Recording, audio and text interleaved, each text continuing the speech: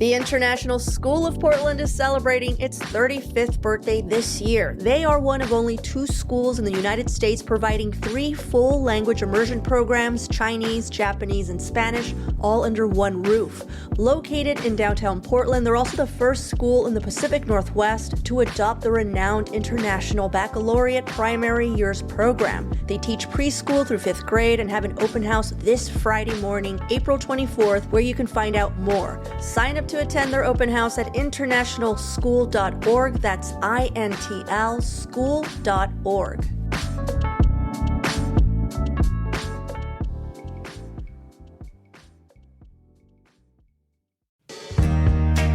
Hey, Claudia here, host of CityCast Portland. If you're a frequent listener of our show, you already know our mission is simple. We strive to make you more engaged neighbors because we believe that better neighbors make better cities. It really is that simple.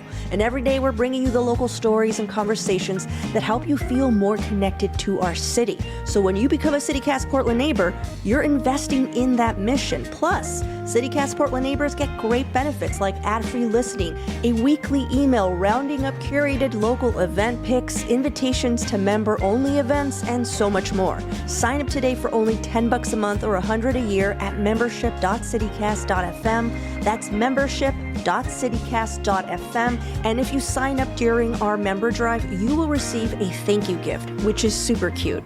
Thank you for listening.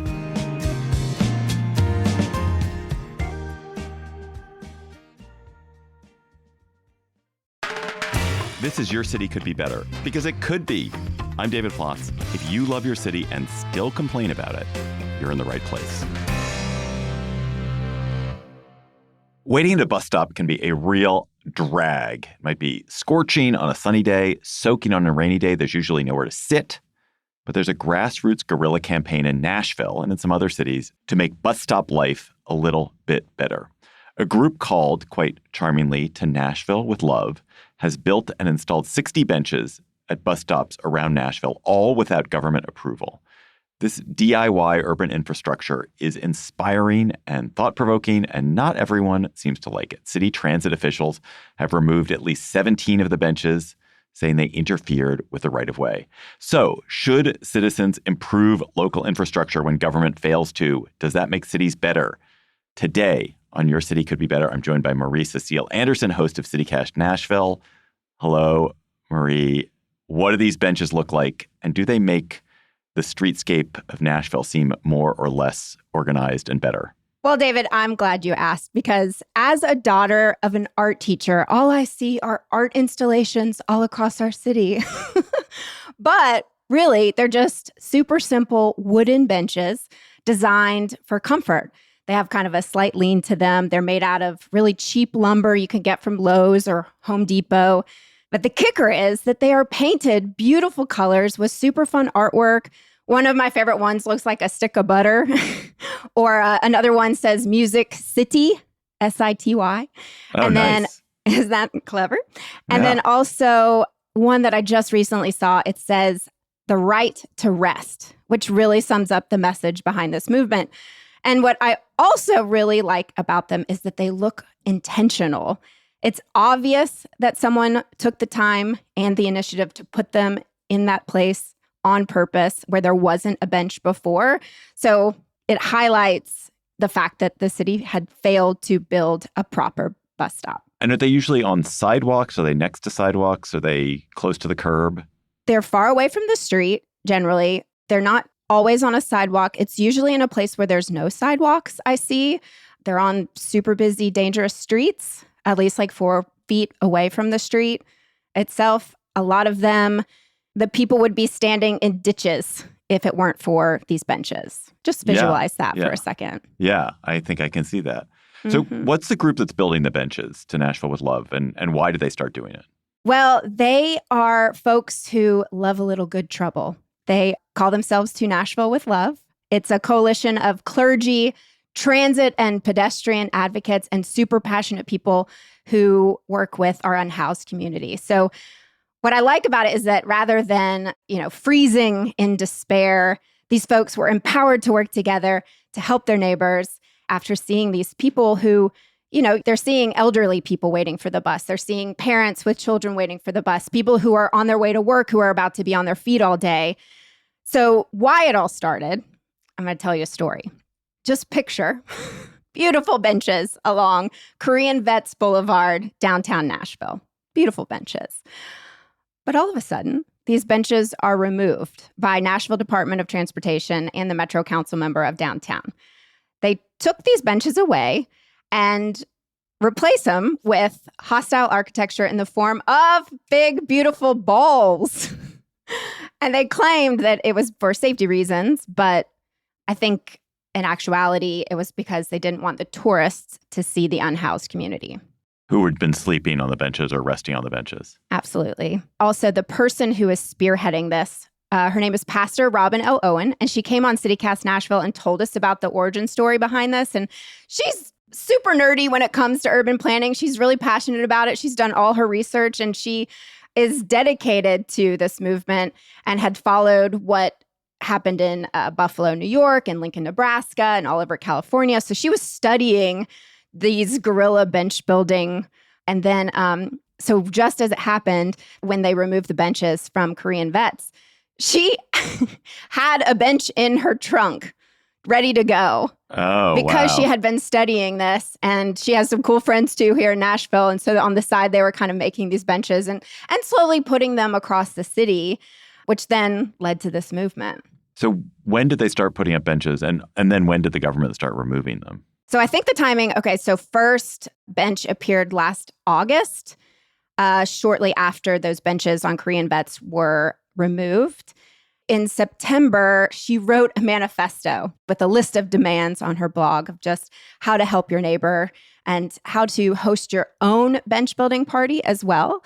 And so when the city removed the benches on Korean Vets, they replaced the Metro benches with their benches. Sadly, though, NDOT removed these DIY benches and placed them in bench jail, which then some advocates broke these benches out of bench jail. And we had Robin on our show, and it was really interesting because, is NDOT just doing their job? Like, who should we be mad at? That sort of thing. But they met with NDOT, and NDOT in November said, we will not be removing any more of these benches. So it was kind of like a win-win. From what we understand, after they promised to not remove any in November, they did not remove any. And the government, NDOT, is removing them because why? Well, they're saying that it's obstructing the right-of-way on the sidewalks. But what's crazy is that the full purpose of their movement is to provide accessibility to everyone. And Robin and her crew would never purposely do that. Have you ever heard a regular person say anything negative about these benches? No, I haven't. I do wonder, we have a super fancy part of town, as most cities do. I'm not aware that they've been placing these benches in that area of town that prides themselves on uniformity. So I'd be curious what maybe those neighbors would say. But on my side of town, everybody loves them. They brighten up everybody's day when you see them. So I haven't heard any complaints. So this is not the only city where this has happened. And I was reading about Berkeley, California, where activists have put up more than a dozen benches. And there was a really interesting set of statistics in the article I was reading about this, which said that the volunteers who were putting up these benches were spending about $80 a bench to put them in, but that when the government put in a bus stop bench, they had to spend $3,400 because they were meeting various high standards and it had to conform to certain rules and procedures, which were probably well-intentioned. It's probably like, our bench has to be able to withstand a person who weighs 350 pounds sitting on it with a force of 2.5 pounds per square inch, for 15 hours straight. And it also has to, have a certain kind of bolt, and it has to be X inches high. They don't want to get sued. They do not want to get sued. Absolutely. Right. They don't want to get sued. Right. But here in Nashville, it's wild because we don't have adequate sidewalks. It takes 2 to 3 years to get sidewalks approved. We do not have bike lanes. Like, we are fighting for just accessibility, and it takes years. And like, our full city voted on a plan called Choose How You Move. We want this for our city, but it's just, you got to cross your T's and dot your I's 10 years later. So this is an example where it's not just that they're benches, it's not just that they're useful, they're also a form of art. They're also filled with this clear love and joy has been put into making them. And so who could look at that? It would take a real Scrooge to look at that and say, don't do that. Mm-hmm. But in general, do you think the right answer to government failing to build sidewalks or to put in benches is for citizens to build sidewalks and put in benches? I love it. I would say yes, certainly in this case. I don't know if that's the answer for every single thing, but these bench building parties are an act of love. You know, they are community building. They're very simple to participate in. And it's also, it allows, you to fight for your neighbors. And I think that that's just such a beautiful thing. And here's the kicker. This is also very exciting. So Metro Council just passed legislation this week on its first reading that now allows the gorilla benches to remain in place. So it shows that our government isn't a monolith. It was NDOT who was removing these benches, and the people made their voices heard, and they've changed legislation.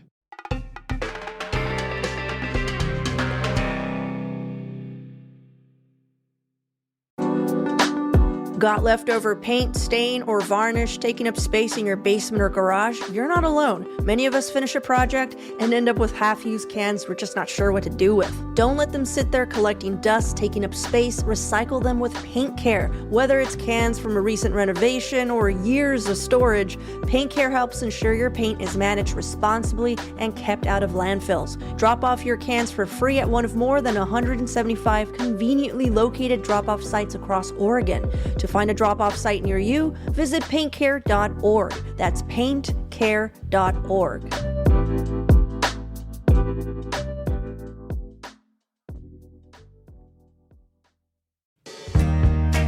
One night on the coast, we can do better. Try two. With exclusive lodging deals for the month of May, your quick trip just turned into a real getaway in Newport, Oregon. From free nights at the Louie to 15% off stays across town, going home early is no longer the plan. Add in tide pools, wide open ocean views, and fresh, salty air, and you might just forget what day it is. And while you're in Newport, you can explore the Oregon Coast Aquarium and their new Amazon Rainforest exhibit, or head to Oregon's tallest lighthouse, Yaquina Head Lighthouse, for sweeping views. Visit Newport this May and unlock your lodging discounts at discovernewport.com/spring.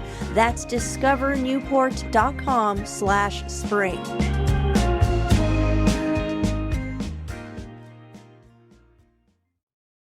I also was reading as I was preparing for this about this other interesting thing that you guys have in Nashville for DIY infrastructure, the tactical urbanism program that you guys have. What is that?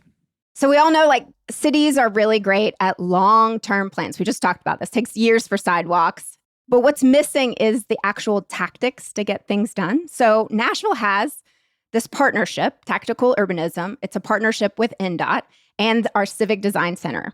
It launched in 2024, and it allows regular people to apply with ideas of how to make our city better. Think brighter sidewalks, crosswalks, traffic calming, better lighting under interstate bridges, all that sort of stuff. But participants then receive $20,000 for their project.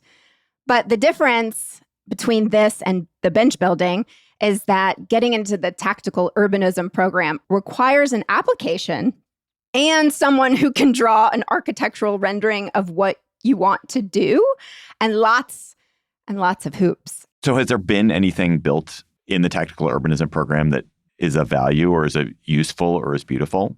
Absolutely. I mean, lots of bike parking has been added because of people pitching those ideas in what used to be traffic lanes. There's really bright crosswalks now that people have come out and painted. They put in a few bulb outs, which is when they widen the curve around a corner so cars have to take their right turn slower and can clearly see the pedestrians waiting to cross.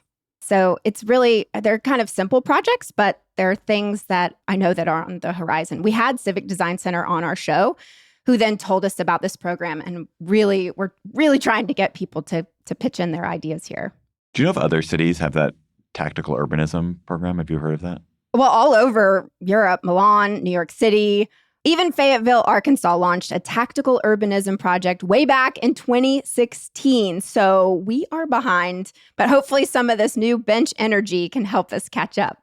Shout out to Fayetteville. A lot of the ideas on Your City Could Be Better are things that are European, actually. It's like they do this in Europe, and now an American city should try it. One of my favorite all-time podcast episodes is from 99% Invisible, and it was a segment on guerrilla signage, places where individual citizens put up signs because the world was confusing or the signage that exists was no good.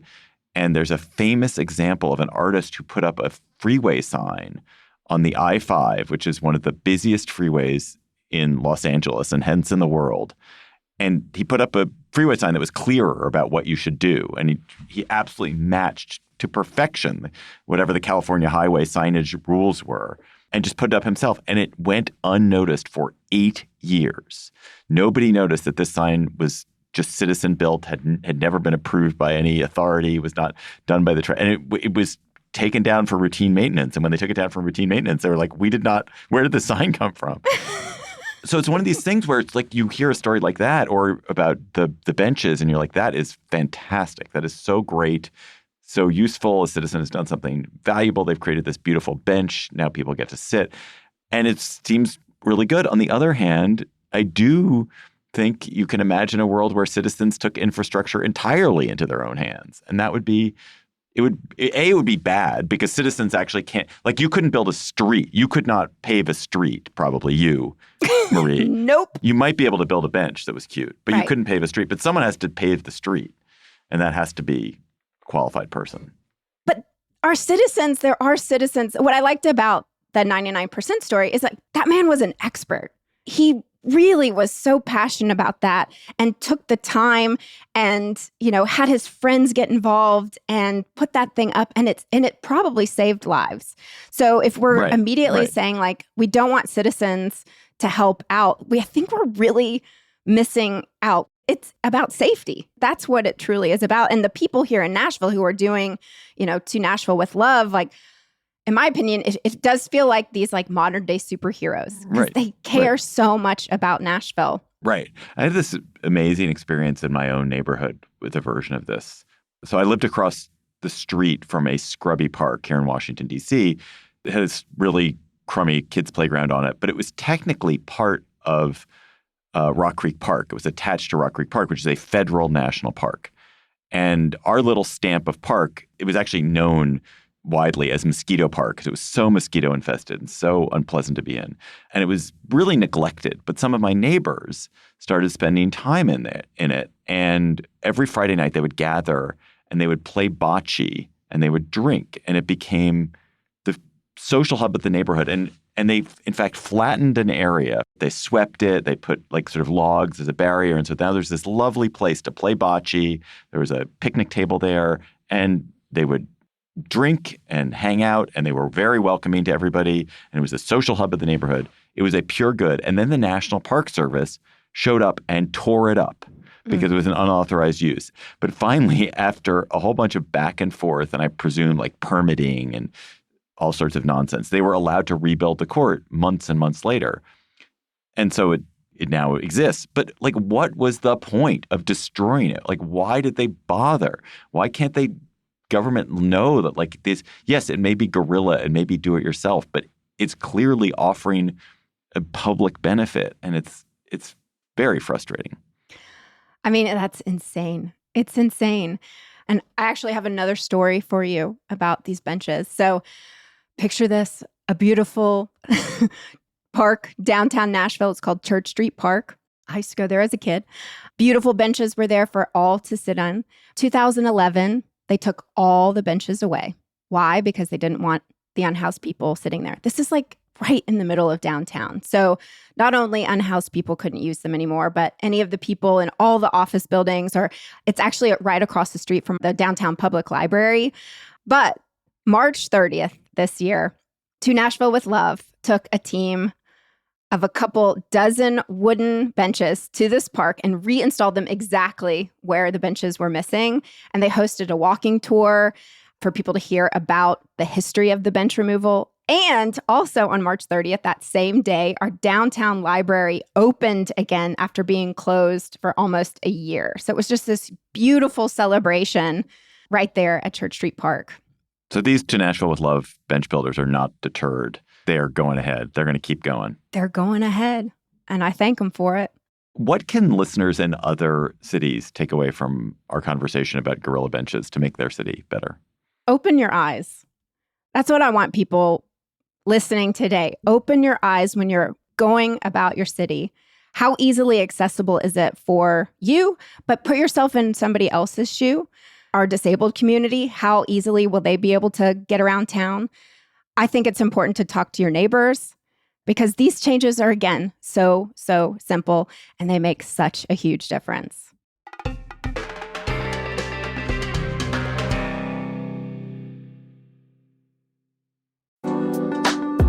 The city of Tualatin wants you to know that they have a lot going on this summer, like the Blender Dash, Tualatin's craziest fun run for kids ages 5 to 15, happening June 6th. Think color, foam, mud, obstacles, even zombies. It's messy, it's wild, it's unforgettable. They're gonna love it. Then swing back on Saturday, July 11th for Viva Tualatin, a celebration of arts and culture the whole family will love. Only 12 miles away, Tualatin is also home to more than 200 acres of parks, trails, and natural areas, perfect for exploring, playing, and soaking up the outdoors all year long. Like, have you been to the Tualatin River? It's a designated national water trail with more than 38 miles of swimmable, fishable, paddleable, picnic-adjacentable waterway with easy access docks and ramps. Plan your visit today at tualatinoregon.gov. That's tualatinoregon.gov.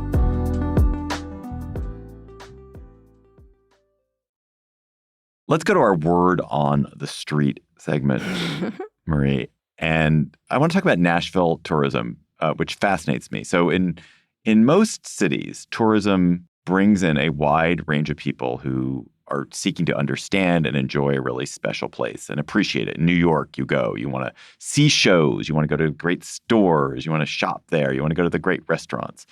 In DC, you come and see museums here or tour the White House. In Paris, you go to the Louvre. And if you are local in one of those cities, and I speak as a person who lives in a city, which is a very touristy city, if you're local, it is definitely annoying to be around mobs of tourists, but they are fundamentally people who are seeking to appreciate your city and its truly special qualities, and usually in a respectful kind of 9 to 5, maybe 9 to 8 way. But then there are a few cities, and I would identify Nashville as being one of them. The paramount example in the U.S., Vegas also, Amsterdam is like this, where the goal of the tourist is not exactly to appreciate the city, but in fact to just have a riotous time, late, noisily, huge amounts of alcohol. It's not really about, sure, let's go to a bar and listen to some country music or something. But basically, it's like, let's get lit. So it's much harder to love that tourist. This is a long setup, which is how do you, as a Nashvilleite, find ways to love the tourists when the tourists have come to cause chaos? It's hard. It's really hard. Sometimes I'm embarrassed by it too, because we're clearly having this conversation about our theme park of intoxication. But what I want to just have everybody know about Nashville is that is just a tiny sliver of it. That is like, we've got bad PR going on, I think, because yes, it is being overrun by people coming who really want to have a crazy good time. But it is in an isolated part of town, so you can avoid it if you want to. And what's really special about Nashville is that people are coming from all over the world, not for that controlled chaos. They are coming to Music City for, like you said, country music. And I love to travel. I travel the world. And this summer I was in Croatia on a tiny island talking to this local who could honestly barely speak English, but she had How much Croatian can you speak, baby? Zero. Although the more drunk I got, I was trying. But this woman had been to Nashville and her face lit up, and the amount of joy that she had connecting with me about my hometown.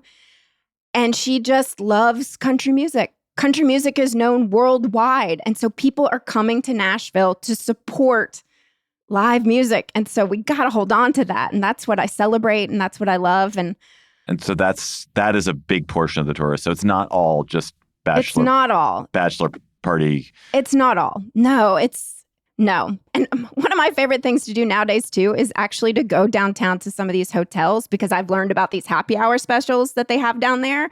So I do get to talk to the tourists. And it is like, it's people that are on their honeymoon, or it's people celebrating their 30th wedding anniversary. And they've always wanted to come to Nashville. There are people there for a convention, and they're finally away from their family, and they get to go out for a night with their coworkers that they never get to do.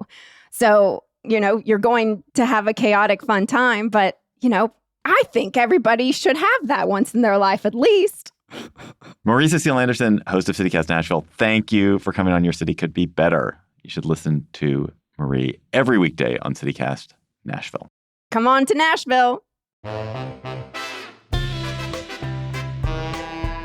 That's all for today's episode of Your City Could Be Better. I'm your host, David Plotz. Our producers today were Lizzie Goldsmith, Priyanka Tilde, Marie Cecile Anderson, and Whitney Pasterek. Our music is by Carl Christensen. If you are enjoying the show, why not tell your friends, rate the show, leave us a review wherever you get your podcasts. We'll be back next week with another conversation about how your city could be better. See you later, y'all.